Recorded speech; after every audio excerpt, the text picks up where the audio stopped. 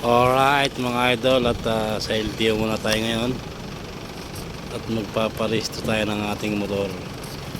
So yan, at step by step tayo. Kukuha tayo ng number dito sa may insurance.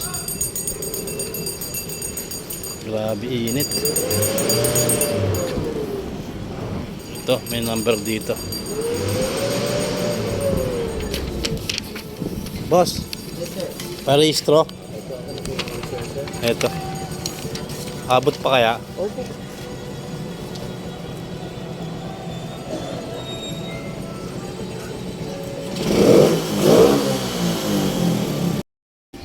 Alright mga idol, at nag-aantay lang tayo ng tawag dito. Ang number ko is ito 120. Tatawagin tayo sa window na to para sa insurance. Ito yung unang step dito, insurance, tapos sa smoke. Ayan mga idol, at tapos na tayo sa sa insurance. So sa emission naman tayo. So dito yung emission nila. Gising nga, tulog na tayo. Oh, wow, daming tao. So number na tayo, 114. So ibibigay lang natin to sa dito. Boss,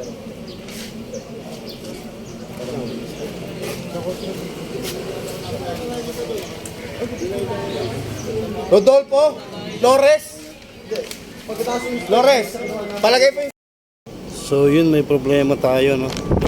Ito kasi number na to, yun, hindi ko maninaw, medyo maliliit ang sulat. So pinapasulat dito. So kailangan natin pumunta ng LTO mismo. Papacheck natin yung number na yan, kasi pag nagkamali daw yan, mariribok tayo. Chassis number yan. Dito tayo sa window A, sa assistant. Ipapatanong lang natin kung anong number to. Yan kasi yung malabo. Chassis number, kailangan tama yan. So pinapasok. Student permit number 32 sa Alright, ayan na ito mga idol. Kinuha ko sa LTO yung number. So buti mabait yung nasa counter. Binigay sa akin yung yung number na yan. Kasi malabo kasi ito. Pwede ba yun?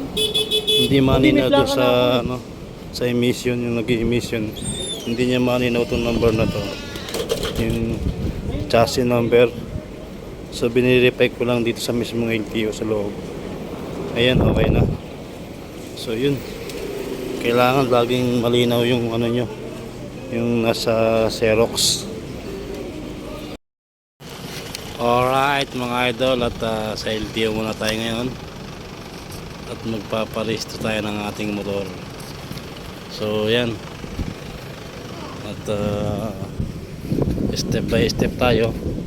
Kukuha tayo ng number dito sa may insurance.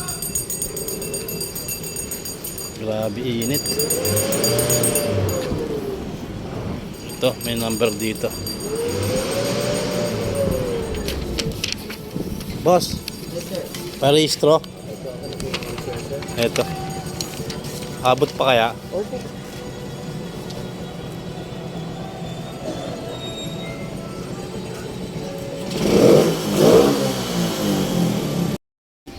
Alright mga idol, at nag-aantay lang tayo ng tawag dito. Ang number ko is ito 120. Tatawagin tayo sa window na to para sa insurance. Ito yung unang step dito, insurance, tapos sa ayan mga idol, at tapos na tayo sa sa insurance. So sa emission naman tayo. So dito yung emission nila. Gising nga, tulog na tayo. Oh, wow, daming tao. So number na tayo, 114. So ibibigay lang natin to sa dito. Boss.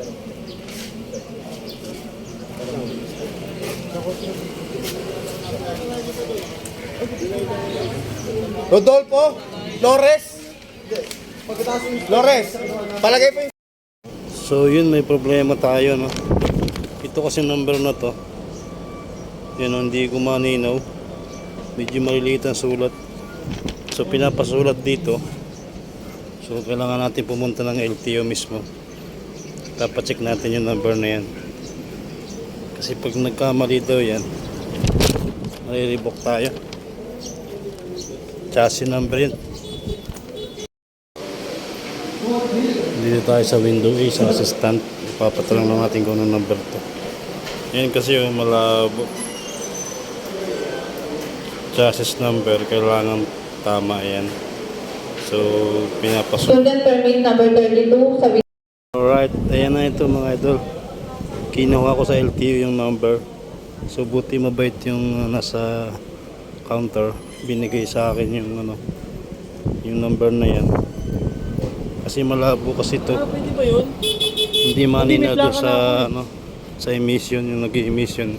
Hindi niya malinaw itong number na to. Yung chassis number. So binirepay ko lang dito sa mismong LTO sa loob. Ayan, okay na. So yun. Kailangan laging malinaw yung nyo, yung nasa Xerox. Alright mga idol, at sa LTO muna tayo ngayon. At magpaparesto tayo ng ating motor. So yan. At step by step tayo. Kukuha tayo ng number dito sa may insurance. Grabe init. Ito, may number dito. Boss, parehistro. Ito. Abot pa kaya? Opo.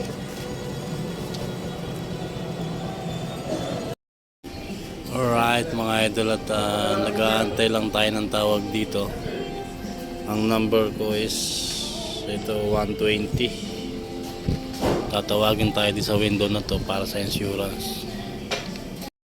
Ayan mga idol, at tapos na tayo sa sa insurance. So sa emission naman tayo. So dito yung emission nila. Ising nga, tulog na tayo. Oh, wow, daming tao. So number na tayo 114. So ibibigay lang natin to sa dito. Boss.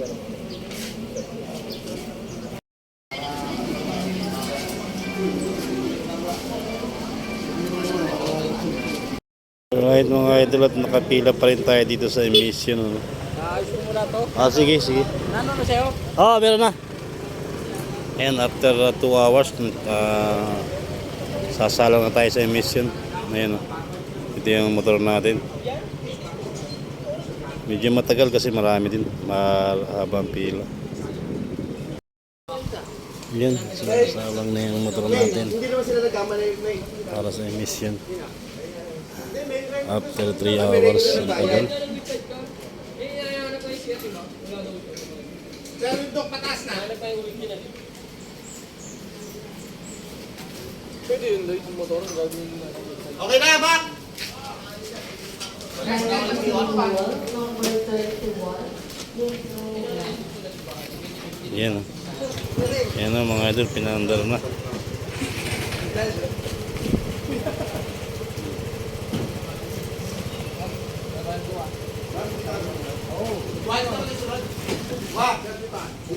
Okay na. Pasado.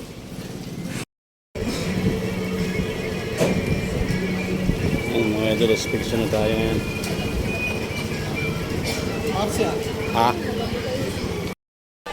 Okay. Ito na yung natin. Last window na. Ayun, sa wakas mga idol, nakuha ko na yung papel ng insurance tsaka ano, sa emission. Yung emission natin, umabot ako ng 3 hours sa pagantay, grabe. So ngayon, papasok na tayo ng LTO. Ayan o. So meron pa yata, bukas pa. Plus 4 pa lang. So nakaabot tayo. So one day, one day process. Nung nakaraan kasi, inaabot ako ng 2 days. Nung last year na nagparehistro ako. Ngayon 1 day lang, tapos na. Medyo konti lang yung ngayon nagpaparehistro dito. Taytay LTO. Ayan o.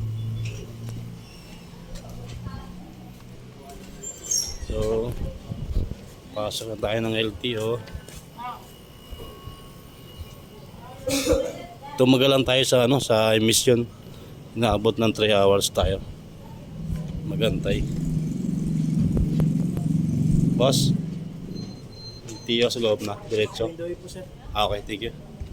So window A daw tayo. Dito tayo window A. Ayan. So meron pa pala.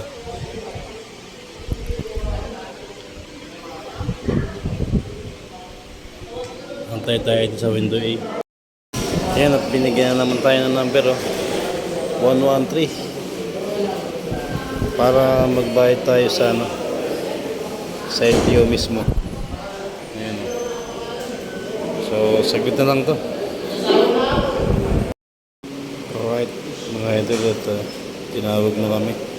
Ayan, nakapila na ako rito. Magbabayad na tayo ng rehistro. Ito na yung last step.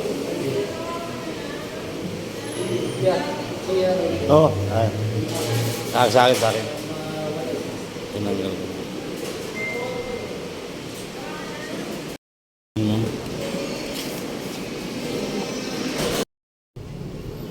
Alright mga idol, sa wakas natapos na tayo. Isang araw lang yan. May bago na naman tayong rehistro na Alright mga idol, tapos na rin tayo magparehistro. Ayan o. Isang araw lang, maghapon lang.